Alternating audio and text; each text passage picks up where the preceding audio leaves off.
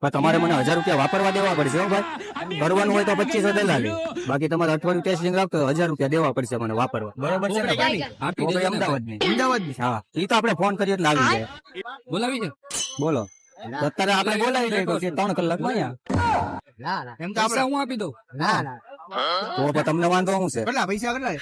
કોણ પૈસા ક્યાં દેવાના છે? મને જ દેવાના છે 1000 રૂપિયા મને વાપરવાના. 1000 રૂપિયા પછી ભાઈ જો છોકરીને મજા આવી જાય, આને મજા આવી જાય, અને છોકરી એમ કે મારે આ એના ઘરમાં રહેવું છે, તો પછી તમારે લગ્ન કરવા પડે કાયદેસર લવ મેરેજ. એનો જે કઈ ખર્ચો થાય એ બધી તમારે જોવાનું. દહેજમાં હું કિડની માંગે છે? હા, કિડની.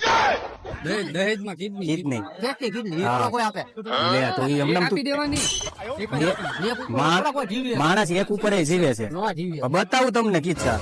આપણે ડોક્ટર ને પૂછી લેવાનું. ડોક્ટર એમ કે આ એક કિડની પર માણસ જીવે તો જ તમારે દેવાની.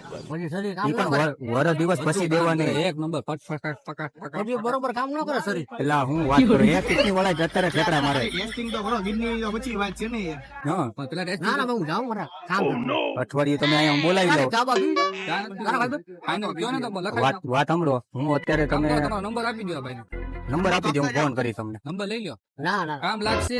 તો મારા ખરું નથી કોણ નંબર દેવો. તો તમારે આમ જ એવું વાંધું લગ્ન નથી કરવા. લગ્ન ન કરવાનું કારણ શું?